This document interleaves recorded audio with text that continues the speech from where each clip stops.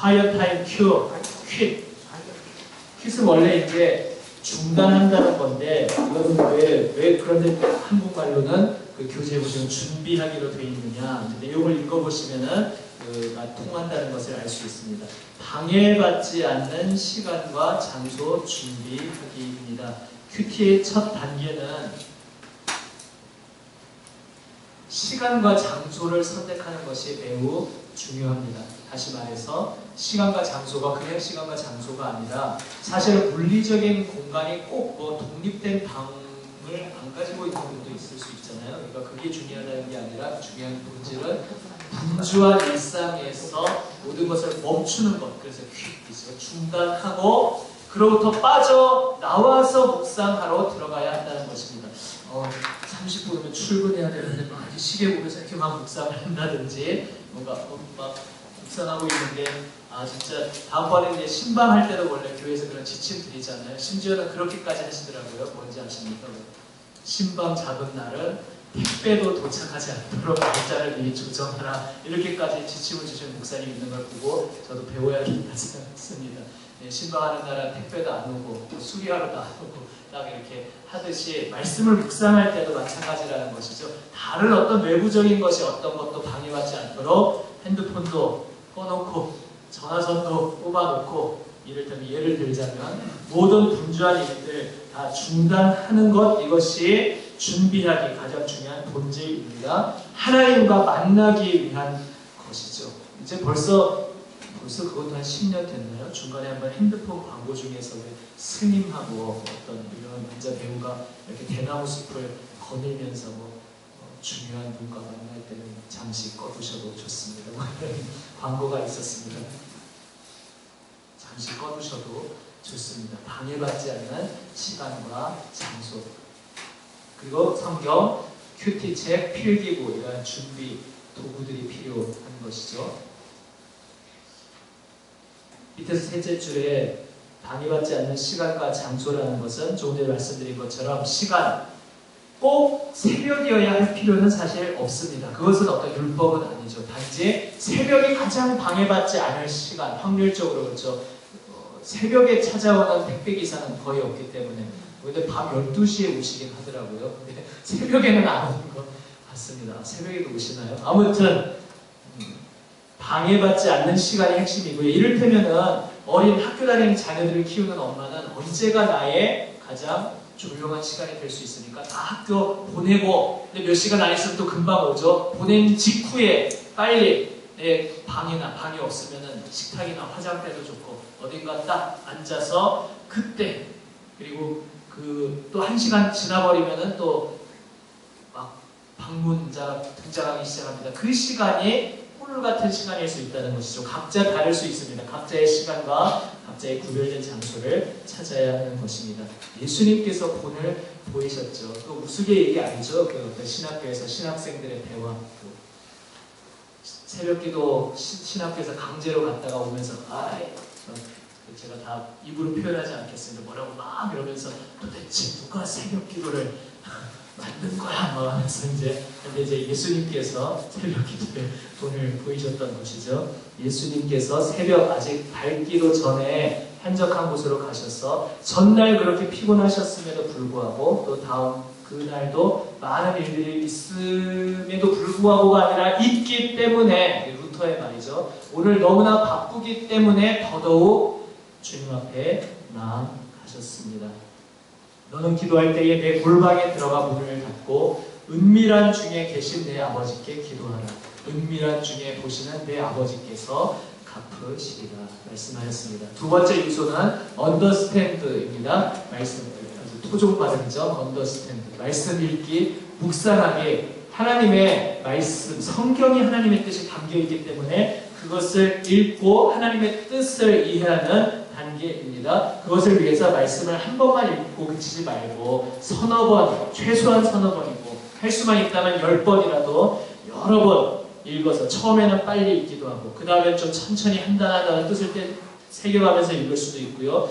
이렇게 다양한 과정으로 여러 번 정독하여서 읽고 묵상하고 오늘 나에게 하나님께서 원하시는 하나님의 명령이 무엇인가, 나를 향하신 하나님의 마음이 무엇인가, 이것을 찾는 것에 초점을 두어야 하는 것이죠. 내가 오늘 어느 쪽으로 가야 귀인을 만날 수 있을까? 이게 초점이 아니라 내가 오늘 어떤 일을 어떻게 해야 오늘 잘 풀릴까? 이게 초점이 아니라 하나님이 무엇을 원하시는가? 하나님이 지금 나를 향해 무엇을 말씀하고 계시는가? 그 하나님의 말씀, 때로는 부담스러운 말씀이 올 수도 있습니다. 내가 하고 싶지 않은, 순종하고 싶지 않은 말씀이 올 수도 있습니다. 그럼에도 불구하고 하나님의 말씀이 나의 생명이 되기에 말씀하여 주옵소서 무릎 꿇는 그 마음으로 나아가는 것입니다. 이제 큐티의 각 요소에 따라서 이제 이 각 요소를 이제 3주간 자세히 할 텐데요. 내용을 관찰하고 연구하고 묵상하고 느낀 점을 정리하고 결단과 적용을 기록합니다. 여기에는 모든 나중에 완성된 요소가 다 들어있는 것이고요. 이 요소가 서로 어떻게 있느냐에 따라서 이제 그 큐티의 다양한 그 유형이 있을 수 있습니다. 그 전에 이제 호세아 6장 3절 말씀인데요. 제가 함께 한번 읽습니다. 그러므로 우리가 여호와를 알자, 힘써 여호와를 알자. 그의 나타나심은 새벽빛같이 어김없나니 비와 같이 땅을 적시는 늦은 비와 같이 우리에게 임하시리라. 이 말씀이 고백이 나온 정황은 뭐 어떠했든지 간에 이 말씀 자체는 중요한 말씀이죠. 하나님을 우리는 알아야 합니다.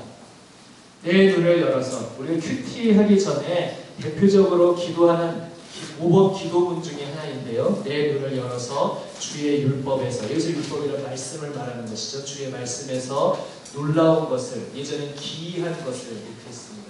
놀라운 것을 보게 하소서. 우리는 이 마음으로 말씀 앞으로 나아갑니다. 혹시 예. 예.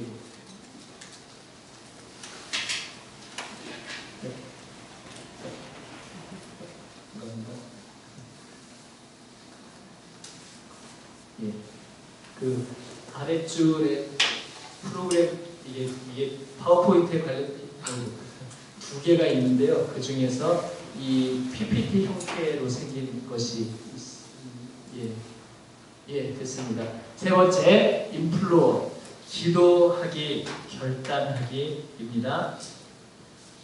깨달은 하나님의 명령과 교훈을 중심으로 먼저 기도해야 합니다. 먼저 모든 적용의 항상 첫 출발점은 기도입니다. 뭘 행동하기 이전에 하나님 이것을 저에게 가르쳐 주셨군요.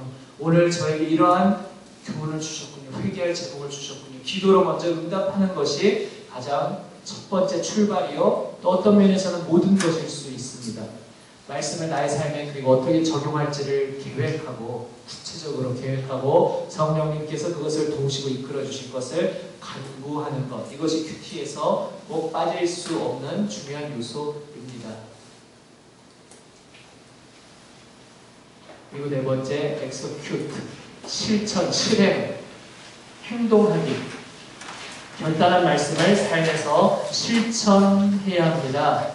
그것을 이제 어떤 청년 사역적으로 이렇게 표현하시더라고요. 큐티할 때 어떤 각오를 해야 된다. 칼을 뽑았으면 호박이라도 찔러야 된다. 그러니까 뭔가 결단, 적용, 내가 구체적으로 실천할 것이 분명히 있어야 한다. 분명한 초점이 있어야 한다는 것입니다. 그냥 막연하게 끝내서는 안 된다는 것이죠. 큐티의 목적은 바로 변화입니다. 우리가 하나님을 닮아서 변화되는 것이 큐티의 목적입니다. 그래서 손과 발로 말씀을 성취하고 일상에서 구체적인 행동이 뒤따르는 것, 여기까지 가야 큐티가 제대로 이루어지는 것이라 할 수 있습니다. 그래서 그것을 이렇게 표현할 수 있죠. 진정한 큐티는 큐티 이후에 결정된다. 그 내용을 말씀 묵상한 것 중요하지만 그것이 있어야 하지만 그래서 내가 어떻게 순종으로 나갔는가, 이것이 더 중요할 수 있다는 것입니다. 내가 주의 말씀을 지키려고 발을 금하여 모든 악한 길로 가지 아니하였사오며, 성경에서 고백하는 그 모든 믿음의 사람들의 고백은 항상 어떤 열망이 있습니까? 주님이 원하시는 길로 제가 가기 원합니다. 주님께서 가지 말라고 하시는 길을 제가 가지 않기를 원합니다. 주님께서 기뻐하시는 길로만 제가 걸어가겠습니다. 그 열망이 있었다는 것입니다. 마지막 다섯 번째, 아까 하나씩 안 하고 그냥 갔죠. 다 알고 다 이해하시고 따라오셨죠. 뭐죠 갑자기? I, E, T. 그래서 마지막 T입니다. Talk to others. 공유, 교제하기, 서로 나누며 교제하기. 이것은 상황에 따라 없을 수도 있지만 사실 여기까지 가면 훨씬 풍성해집니다. 큐티 자체는 개인적인 것이지만 그 은혜를 나누는 것은 공동체의 나눔 속에 풍성해집니다. 제가 한번 제 옛날 이야기 말씀드리면서 말씀드린 적이 있죠. 대학생활 때 한참 예수님 새롭게 만나고 은혜를 경험하니까 같이 큐티 나눔하는 그 자리가 세상 그 무엇보다 너무 달콤하고 너무 좋은 거예요. 지금도 돌아보면 거기에 뭐 굉장히 기라성 같은 뭐 굉장한 성경의 위인들이 앉아 계셨던 게 아니라 그냥 저와 똑같은 평범한 선배들이었을 뿐인데 그냥 함께 예수님을 아는 사람이 함께 모여서 그 은혜 받은 것을 나누는 그 맛은 맛보지 않은 사람은 거의 모릅니다. 상상도 할 수 없는 니들이 나눈 맛을 알아? 그 나눔 혹시 지금까지 말씀 묵상하시면서도 그것을 나눌 장이 미처 없어서 나누지 못했다면 꼭 그것을 만들어서 해보시기 바랍니다. 내 믿음에 아주 가까운 덫과 아니면 가족과 아니면 구역에서 교회에서 어떤 같은 여전도회 남선교회에서 꼭 경험해보시기를 바랍니다. 깨달은 교훈과 적용한 간증을 나누고 서로 격려받으며 도전을 받는 시간입니다. 그리고 계속해서 혼자는 무너지죠, 결심이. 그것을 지속할 수 있는